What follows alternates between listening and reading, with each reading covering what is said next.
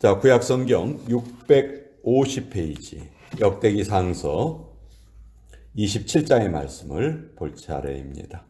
역대상 27장 1절과 2절 그리고 32절로 34절까지.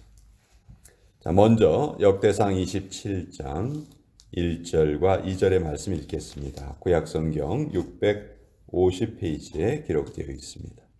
1절과 2절 같이 읽습니다. 시작. 이스라엘 자손의 모든 가문의 우두머리와 천부장과 백부장과 왕을 섬기는 관원들이 그들의 숫자대로 반이 나누이니 각 반열이 24,000명씩이라 1년 동안 달마다 들어가며 나왔으니 첫째 달 반의 반장은 삽디엘의 아들 야소부암이요 그의 반에 24,000명이라. 32절로 34절까지의 말씀 또 같이 읽습니다. 시작. 다윗의 숙부 요나단은 지혜가 있어서 모사가 되며 서기관도 되었고 학모니의 아들 여히엘은 왕자들의 수종자가 되었고 아이도벨은 왕의 모사가 되었고 아렉사람 후세는 왕의 벗이 되었고 보나야의 아들 여호야다와 아비아달은 아히도벨의 뒤를 이었고 요압은 왕의 군대 지휘관이 되었더라. 하나님의 말씀입니다. 아멘. 자, 역대기상서 오늘 우리가 읽은 이 부분은 다윗이 그 나라를 정부 조직을 편성을 하면서 군대 조직을 어떻게 만들었는가 하는 그 얘기입니다. 이 앞장에는 성전의 문지기들 또 성전의 찬양단원들 이 사람들을 어떻게 조직할 것인가 거기에 대한 그 설명이 있었고 27장은 군대 조직입니다. 다윗은 자기가 하나님을 위한 성전을 짓고 싶었지만 다윗 시대에는 아주 전쟁이 많았어요. 다윗 시대에는 이스라엘이 본격적으로 국력이 강해지는 시기였기 때문에 그 주변 나라들이 이걸 가만두려 하지 않았어요. 주변 나라들이 이스라엘이 원래 조그만 나라였는데 저렇게 갑자기 세력이 커지면 우리에게 불리하겠다. 그래서 많은 싸움을 걸어오게 돼요. 그러니까 다윗은 예루살렘에 머무는 기간보다 사실은 전쟁터에서 보낸 시간이 더 많았을 정도로 많은 전쟁을 합니다. 자연히 그렇게 전쟁을 하는 동안에 하나님을 섬기는 그런 성전을 짓기가 어려웠겠죠. 그래서 하나님께서는 그 사명을 그 다윗의 아들 솔로몬에게 맡기셨고, 이제 그것을 깨달은 다윗은 이제 솔로몬이 그 성전을 잘 지을 수 있게끔 모든 준비를 잘 갖춥니다. 그런 내용이 이제 역대기상서에 쭉 기록되어 있는데, 특별히 오늘은 이제 군대 조직이 어떻게 되어 있는가. 자, 1절에 보면 이스라엘 자손의 모든 가문의 우두머리와 천부장과 백부장과 왕을 섬기는 관원들이 그들의 숫자대로 반이 나뉘었다. 다윗은 군대를 조직할 때에도 그냥 뭉뚱그려서 하나로 조직하지 않고 그 반을 조직을 했어요. 반을 조직을 해서 각 반열의 숫자가 24,000명. 그리고 이 24,000명이 1년 동안 각 달마다 들어가며 나왔다. 이렇게 돼 있어요. 이건 무슨 얘기냐면 매달 섬기는 사람들이 숫자가 24,000명씩이었다는 거예요. 그러니까 1월 달에도 24,000명, 2월 달에도 24,000명 해서 12월 달까지 24,000명씩을 나눈 것이죠. 그러니까 1월 달에 군인 역할을 감당하는 자는 1월 한 달 동안 군인 역할을 하고 2월 달부터 12월 달까지는 자기의 생업에 종사하는 겁니다. 또 2월 달에 군대 그 사명을 가진 자는 1월 달 쉬고 또 3월부터 12월 달까지 쉬고. 그러니까 자기가 1년에 한 달만 그렇게 맡아서 국방의 의무를 감당을 하는 것이죠. 그러니까 어떤 면에서 보면 11절 드리는 거하고 비슷한 것 같아요. 1년 12달 중에 한 달을 나라를 위해서 봉사하고 나머지는 자기 생업을 위해서 살고. 자, 그러면서 이제 그 각 달을 맡은 사람들의 이름이 기록되어 있습니다. 2절에는 첫째 달반의 반장은 삽디엘의 아들 야소보암이요 그의 반에 2만 4천 명이다. 자, 이렇게 이제 1월 달부터 마지막 달까지 각 달을 책임지는 사람들의 이름이 쭉 기록되어 있어요. 이 사람들의 이름은 정말 기록할 만한 사람들이다. 우리가 우리 나라를 지키려다가 희생당한 분들을 늘 추모하고 그들의 덕을 기리죠. 우리 그것처럼 여기에 기록되어 있는 사람들은 정말 나라를 위해서 헌신의 노력을 다했던 사람들입니다. 그래서 역대기를 기록했던 학사 에스라는 이제 이스라엘의 역사를 기록하면서 이 사람들의 이름은 꼭 기억해야 되겠다, 기록해야 되겠다 해서 이렇게 쭉 기록을 했는데 첫째 딸을 맡은 사람은 야소보암이라는 사람이에요. 이 야소보암이라는 사람은 좀 우리에게 낯선 이름이긴 하지만 우리 어제 다윗이 사울 왕에게 쫓길 때 어쩔 수 없이 블레셋 지방에 가서 살 때가 있었죠.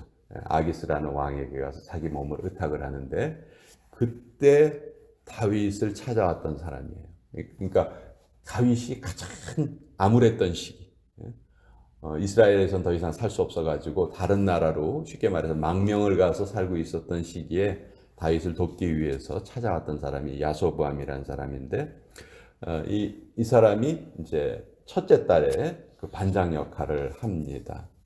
자, 이러면서 이제 쭉 15절까지 그 각 달의 지휘관의 이름이 이렇게 쭉 기록되어 있어요.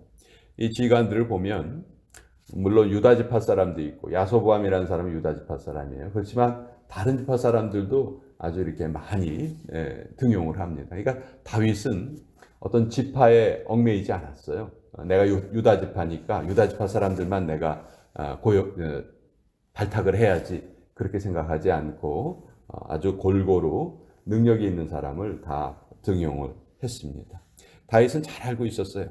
이 세상에 독불장군은 없다 하는 것이죠. 다윗이 아무리 뛰어난 인물이라 할지라도 옆에서 돕는 사람들이 없으면 다윗은 자기의 역할을 잘 감당할 수가 없죠. 그래서 다윗은 이 역대기상 뒷부분을 읽어보면 야, 다윗은 생전 이렇게 싸움만 잘하는 군인인 줄 알았는데 이 행정력도 보통이 아니구나. 어쩜 이렇게 성전을 짓기 전에 이미 찬양단을 잘 조직을 해놓고 문지기들은 어떻게 할 것인가 그것도 잘 조직해놓고 또 솔로몬이 성전을 지을 때 나라가 위태로우면 안 되니까 군인들도 다 조직을 해놓고 이런 다윗의 조직력이 행정력이 참 대단하다 하는 것을 우리가 깨달을 수가 있습니다. 근데 이 다윗이 각 군대를 그러니까 한 달에 2만 4천 명씩이니까 그 군대를 다 모으면 28만 8천 명입니다. 자, 이 다윗 시대의 각 나라의 문화는 어떤 문화였냐면 군대를 많이 그러니까 군사를 많이 길러서 그것을 토대로 해서 전쟁을 하고 땅을 뺏고 그 뺏은 나라로부터 조공을 받고 이것이 그 당시 전 세계를 지배하던 문화였어요. 일종의 군사 문화죠.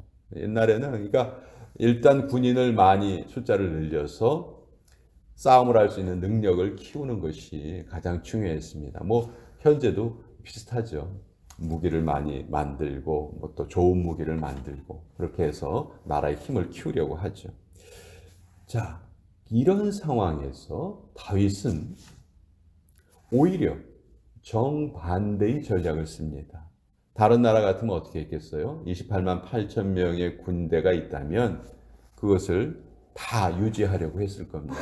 근데 다윗은 그러지 않았죠. 오히려 그것을 12분의 1로 나누어서 2만 4천 명씩만 봉사할 수 있게 그렇게 했던 것이죠. 이럼에도 불구하고 다윗 왕 시절에 하나님께서 어떤 은혜를 베풀어 주셨냐면 다윗 왕 시절에 이스라엘의 영토가 가장 넓었습니다. 우리가 보통 이스라엘을 말할 때 단에서부터 부엘세바까지 이렇게 얘기합니다. 단은 이스라엘의 북쪽 끝이고 부엘세바는 남쪽 끝이에요. 그것이 지금 우리가 알고 있는 현재 이스라엘의 영토하고 비슷합니다. 뭐 경상남북도보다 조금 작은 그런 면적이에요. 우리 한국도 조그만데 그보다 더 조그마니 얼마나 작은 나라였겠어요. 그런데 다윗 왕 시절에는 영토가 저 북쪽으로는 유프라데 강까지, 남쪽으로는 애굽까지. 그러니까 지금 영토의 한 4-5배를 이렇게 다윗 시절에 그 영토를 차지하고 있었어요. 그 모든 주변 나라로부터 조공을 받았던 것이죠. 그래서 지금도 이스라엘의 국기가 그 삼각형 하나하고 역삼각형 하나 이렇게 돼 있죠. 그것을 이제 다윗의 별이다 이렇게 부르는데, 다윗의 별이 지금도 이스라엘 국기입니다. 이스라엘 사람들이 생각하는 그 가장 자기네들의 이상적인 국가의 모양은 다윗 왕 시절을 회복하는 거예요. 저 유프라데 강까지, 이란, 이라크까지, 저 밑에 이집트까지 그 넓은 지역을 다스리면서 세계의 중심으로 전 세계에 영향력을 행사하는 것이 이스라엘 사람들이 꿈꾸는 거예요. 그 꿈이 어디에서 비롯됐느냐? 바로 이 다윗 왕 시절에 비롯됐다는 것이지.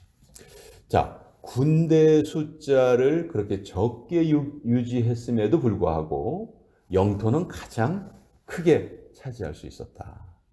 이것이 바로 다윗의 핵심이에요. 다윗 시대의 핵심. 그러니까 다윗은 군사력이 나라를 지키는 원동력이라는 것이 아니고, 그렇게 생각하지 않았고, 이 나라를 지키는 원동력은 바로 하나님이시다. 그걸 누구보다 잘 알았던 거예요. 그러니까 다윗이 군대를 운용하는 방법도 사실은 어떻게 보면 다윗의 믿음의 표현이에요. 다른 나라 왕 같으면 오히려 한 명이라도 더 많이 군인으로 모으려 했을 것이고, 그 모은 사람들은 전부 다 군사력으로 활용하려고 했을 거예요. 하지만 다윗은 그 정반대의 방법을 씁니다. 나라를 지킬 때 가장 중요한 것은 무엇이냐? 군인의 숫자가 아니다.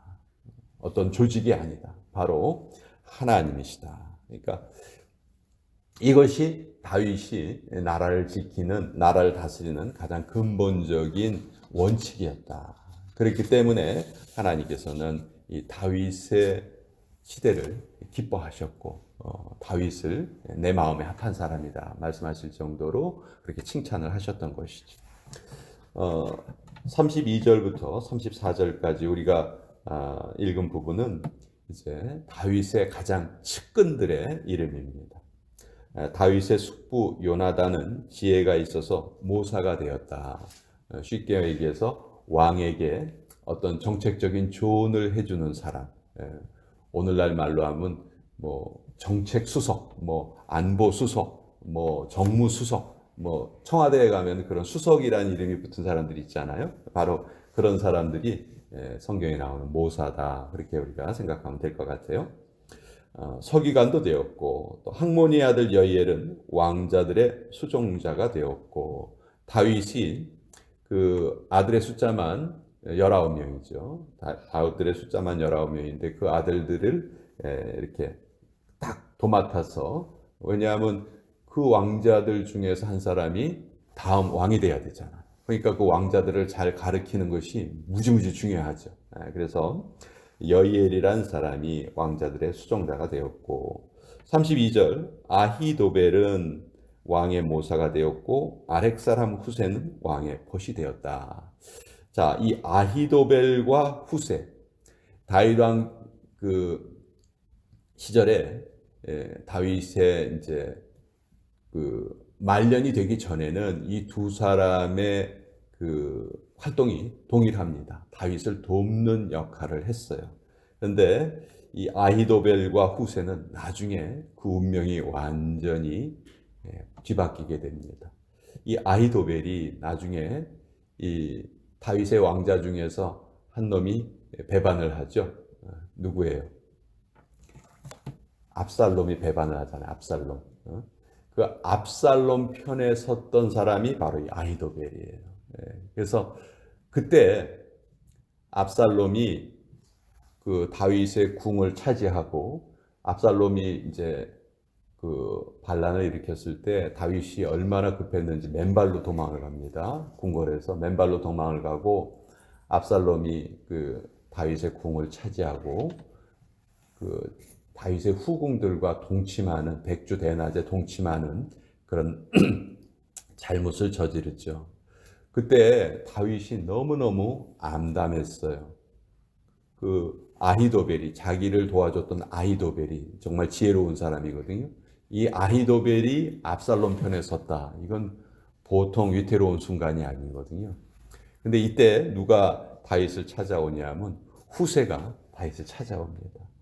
당신이 내가 도망가는 동안 내가 당신을 잘 보필하겠소. 근데 다윗이 후세에게 한 가지 부탁을 하죠. 아니야, 나 따라오지 마. 너는 지금 압살롬에게 가서 이 아히도벨처럼 압살롬을 섬기겠다고 얘기하고 대신 그 궁중에서 일어나는 일을 다 나에게 알려주라. 예. 다윗이 그 부탁을 해요. 사실 후세의 입장에서는 목숨을 잃을 수도 있는 그런 상황이에요. 근데 후세가 이 다윗의 부탁을 들어줍니다. 그리고 압살롬에게 가죠. 가서 나도 오늘서부터 이 아히도벨처럼 당신을 섬기겠소. 나 더 이상 당신 아버지 다윗을 섬기지 않겠소. 이렇게 말하고 압살롬이 주재하는 그 회의에 같이 참석을 합니다. 그때 다윗이 너무 급히 도망갔기 때문에 아무런 준비가 없었거든요. 아히도벨이 어떤 계략을 내냐면 오늘 밤이라도 당장 다윗을 쫓아가야 됩니다. 오늘 밤 안에 가서 다윗을 당신 아버지를 죽여야 당신이 이제 왕이 될 수 있습니다. 근데 이 후세는 다윗의 형편이 지금 안 좋은 걸 알고 있었기 때문에 다른 계략을 내죠. 아닙니다. 말도 안 됩니다. 당신 아버지가 어떤 사람입니까? 평생을 전쟁터에서 전쟁을 했던 사람입니다. 분명히 오늘 같은 날 기습을 올 것을 다 대비하고 있을 것입니다. 그러니 절대로 오늘은 쫓아가면 안 됩니다. 오늘 쫓아가지 말고 며칠 후에 우리가 힘을 더 길러서 그때 쫓아갑시다. 후세가 이런 계략을 내요. 근데 하나님께서 압살롬의 마음을 어둡게 하셔서 압살롬이 딱 들어보니까 만약 아히도벨의 계략을 따랐다면 다윗은 그날 밤 죽을 수밖에 없었어요. 근데 후세의 계략을 따르게 하십니다. 그래, 내 아버지는 보통 아버지가 아니지. 며칠 있다 가자. 근데 그 틈에 이 다윗이 도망을 갈 수가 있었던 거예요. 그래서 결국 나중에 다윗이 다시 이제 압살롬과의 전쟁에서 이기고 돌아오게 되죠. 그러니까 어떻게 보면 다윗의 생명을 구할 수 있었던 가장 결정적인 역할을 한 사람이 바로 이 후세라는 사람인데 이 32절에 나오는 이 아히도벨과 후세가 처음에는 다윗과 같이 일을 하다가 나중에는 결국 그 운명이 완전히 바뀌어요. 아히도벨은 압살롬이 후세의 계략을 따르는 것을 보고 이번 반란은 실패하겠구나. 그렇게 생각하고 다 정리하고 자기 고향으로 내려가서 자살을 합니다. 스스로 죽어요. 내가 이 압살롬을 도와서 나라를 새롭게 하려고 했는데 압살롬은 내가 섬길 사람이 아닌가 보다. 지혜롭지 못하구나 하고 자기의 반란이 실패했다는 걸 깨닫고 자살로 생을 마칩니다. 반면에 나중에 후세는 다윗 왕으로부터 엄청난 그 칭찬을 받고 또 보상을 받죠. 다윗 입장에서는 후세가 없었다면 죽을 수밖에 없었어요. 근데 후세를 통해서 이렇게 다윗이 살아나게 되죠.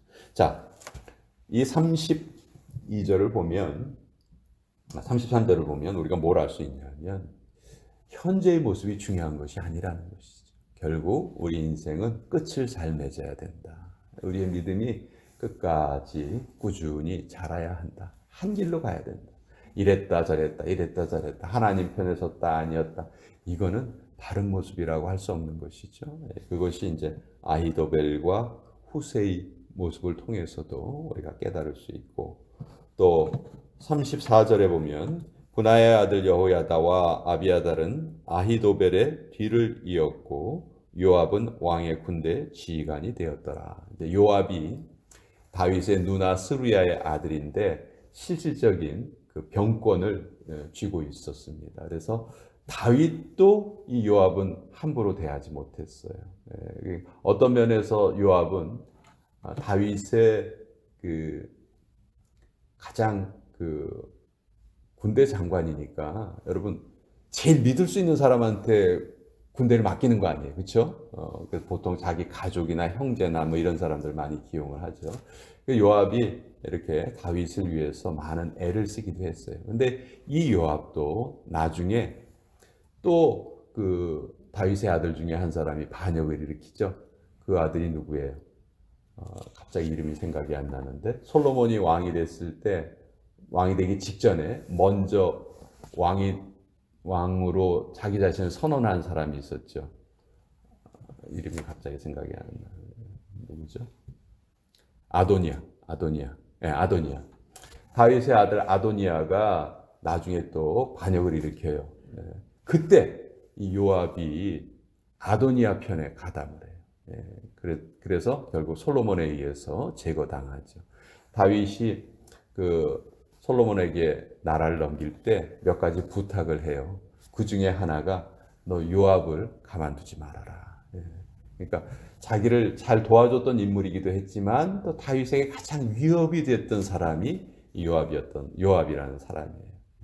그래서 오늘 이 역대기 27장은 다윗의 군대 조직 또 정부 조직을 이렇게 보여주고 있는데 군대 조직을 운영하는 모습을 보면 다른 나라 왕들과 정반대의 모습으로 군대를 유지했다. 그럼에도 불구하고 하나님은 가장 큰 영토를 다윗이 차지할 수 있도록 도와주셨다. 자, 이것은 무엇을 말하는가? 결국 나라를 다스리는 근본 원리도 마찬가지고 우리 신앙의 근본 원리도 마찬가지인데 가장 중요한 것은 눈에 보이는 외적인 어떤 세력이라든지 환경이 아니고 하나님을 잘 섬기려 하는 그 중심의 마음이다. 바로 그것을 하나님께서 오늘도 찾고 계시고 또 우리에게 보기 원하신다.